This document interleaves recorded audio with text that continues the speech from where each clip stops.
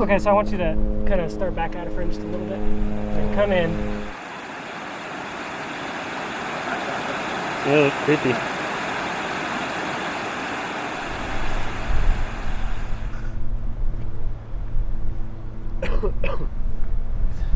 Very excited and very exciting. Is this your first? Speaking role, yes. And I would love to do it again.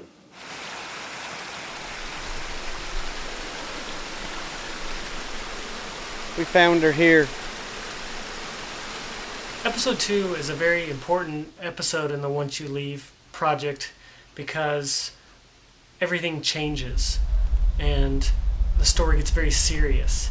And this is really when the entire story becomes a road movie and about Kayla's journey. Where in episode 1 we have Kayla coming home and she meets her mom and Ronnie, and it's with Tim, and it's a little quirky, and there's some drama definitely, but it's not as heavy yet. And then this episode of Change of Plans, she gets out on the road and she gets to the farm, and then bam, her world is just turned upside down. No one let you know? What happened?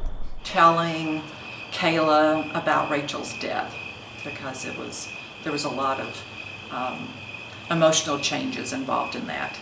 Hi, who are you? Then, oh my gosh, she doesn't know. And then, oh, I'm happy to be here. And oh my gosh, my friend's dead. So that was a nice little piece.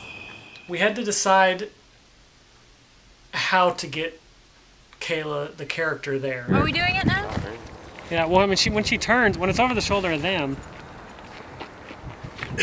she turns, so it'll just be the back of her head.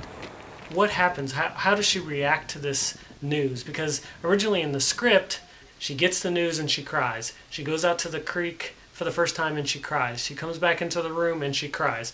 At the end, she goes back to the creek and she cries again. I just wrote that in there because I didn't know exactly where I wanted her to cry.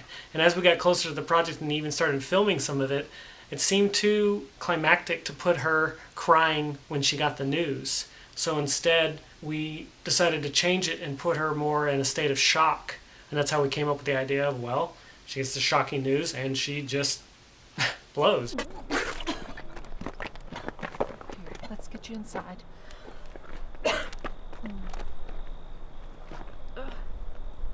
No, I think I want to go. I want to go.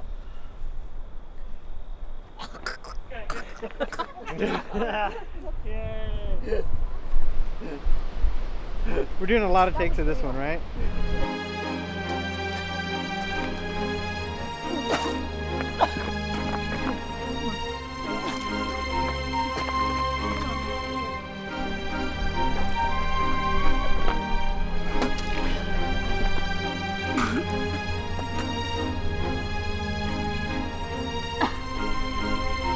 Nobody's gonna help me.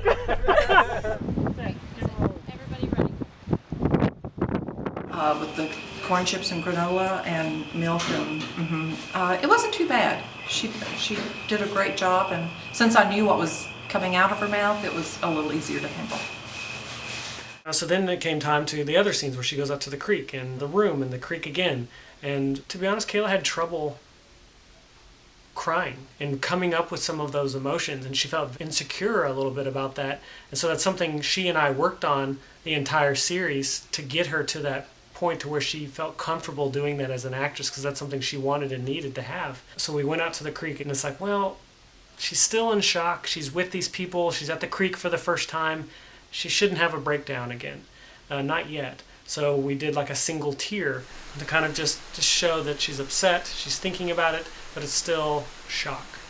Then we go back to the room, and this is where we start to see some of the emotion come out, but I didn't want to show it all. And what I did is actually an homage to a movie called Three Colors Blue.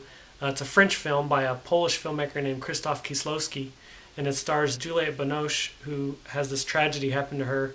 And there's this shot at the beginning where she hears the news and the camera pushes in, just a tiny bit on that. We did it actually kind of a bigger move where you push in on Kayla and you have this emotional release, but then you cut away before it comes to fruition. Which again, I think is great for the drama and great for the tension. And then we get to the creek, and to be honest, we didn't know what we were going to do. You said walking and then the creek. I know, but I'm the director of the thing. Now we're going to the creek. Two. Well, now we're going to the creek. Two. We went out there a couple times to shoot it, and there was either people there, or we had trouble getting it, or the lighting wasn't right, or these, so it ended up just being Kayla and I when we finally went out there to shoot the actual scene. We'd gotten some other preliminary stuff before. This was after Kayla had gotten poison ivy or poison oak all over her from being out there in the woods. Nobody else on the crew did except Kayla. She was like tired of wearing the same outfit, the red shirt and the jeans. We're like, okay, well, we're going to have your character. This will be the last time you have to wear the outfit. You're just going to walk into the water. And then we decided somehow that if she tries to become Rachel, it was this, I don't know, this connection that she was never going to have again. So we said she's going to float there like Rachel may have been floating there. And we happened to get this underwater camera from my audio guy, Ken, and we only needed one shot.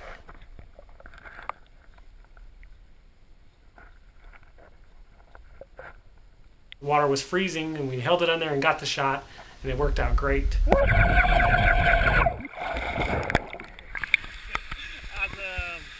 What'd you just do? I got in the water. What month is it? It's December 16th. Yeah, okay. How was it? The water is actually a lot warmer, but it's when you get out and feel like ice.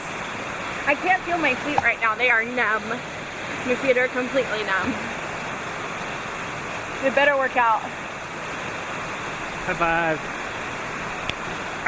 Let's go home. Okay. I really like how this episode ends with Kayla underneath the water, and it's basically silent, and she screams, and then we have a hard cut to black, and you don't know exactly what's going on or what's gonna happen and what Kayla's supposed to do now, and it really kind of gets you pumped up and ready for more. And what I really like is the song that comes on. It's by Sterling Johnson, and it's such a stark contrast between the beginning song, which is a Casey Crowley song, which is upbeat, and you see Kayla and Rachel in bed, and they're being silly, and Kayla's on the road, and she's singing along, and it's all happy. And then the end is the song by Sterling, and it's very haunting. And Sterling is just an amazing artist, and she's a teenager. She's 15, 16 now, and this song was actually kind of just a demo song she did, and it ended up sounding really cool and really eerie.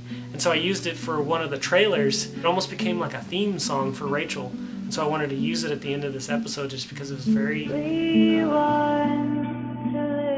sad. So I really think that brings the whole episode together with this simple tune that has a lot of weight to it. So I hope you like episode 2. We put a lot of work into it, and we've got a lot more to come. And I hope you like where the story is going, the direction it's going. It gets very, very dramatic from here on out. So hope you enjoy it. Where are you at, Kim? Okay, where are you going? They've got a little captain in them.